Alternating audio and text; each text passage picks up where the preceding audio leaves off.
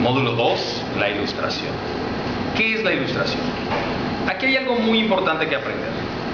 Se llama ilustración, como en español, en México, porque había ilustraciones, dibujos, cosas que tenían imagen. ¿Por qué? Porque había cosas con imagen y porque de eso se derivó una época de la historia de la humanidad. Resulta que antes de esta época, por ahí de 1600, la gente no podía aprender un oficio porque estaban controlados. Había como pequeños sindicatos que controlaban el proceso. Si tú querías ser artesano, si tú querías ser, no cualquier tipo de artesano, sino un herrero especializado, entonces tenías que pertenecer a un grupito, grupito o gremio tenía el control y solo el maestro te podía enseñar lo que había que aprender. En ese sentido, nosotros teníamos dificultades como humanidad en transmitir el conocimiento y estaba todo limitado. El conocimiento, cuando se limita, genera problemas sociales porque las personas sienten que están siendo abusadas. Es una forma como de dominio o esclavitud. En el camino de este proceso, la ilustración fue un esfuerzo de los científicos de la época por hacer conocer los conocimientos. No porque quisieran que todo el mundo tuviera libertad, sino porque querían que cayera el poder real, porque se justificaba todo a través de la ignorancia de la gente.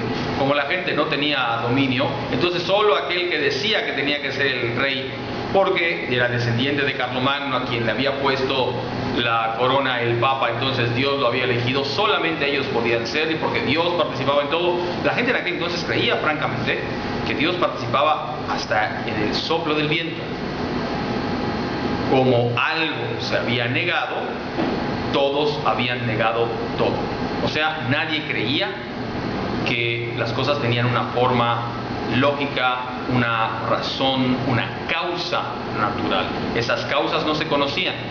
Entonces había que liberar el conocimiento, no solo por las artes y los oficios que te decía hace un momento, sino por en sí la liberación de la mente que nos lleva a buscar cosas nuevas a través de conocer las que ya se saben en este momento y que todo el mundo lo compartiera. Ese esfuerzo se llamó la enciclopedia. La enciclopedia y sus tomos. Una enciclopedia como la que hoy compra la gente, o que ya se usa menos, porque en internet hay enciclopedias como la Wikipedia o cualquier otro evento que sucede en el futuro. Esa acumulación de conocimiento por pequeños pedazos, eran 12 tomos, 14 tomos, en los cuales estaba toda la información de aquel entonces. Esta enciclopedia nos llevó a que se revelara mucho, se estudiara, ya había surgido la imprenta con Gutenberg y poco a poquito eso llevó a que las ideas se fueran transmitiendo, tanto las científicas como las naturales como las políticas.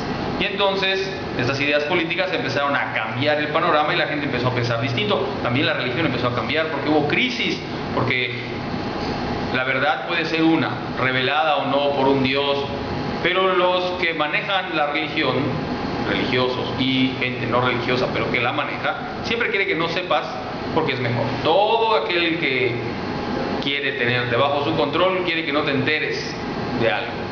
Y entonces también en la religión se empezaron a revelar algunas cosas que tenían que ver con la situación del momento, del control que tenían las personas que estaban en las iglesias. Empezaron a crear divergencias en la forma de llevar la religión, en la forma de llevar la filosofía. En general empezamos a ver al mundo, a la naturaleza distinta y nos empezamos a ver a nosotros de manera nueva.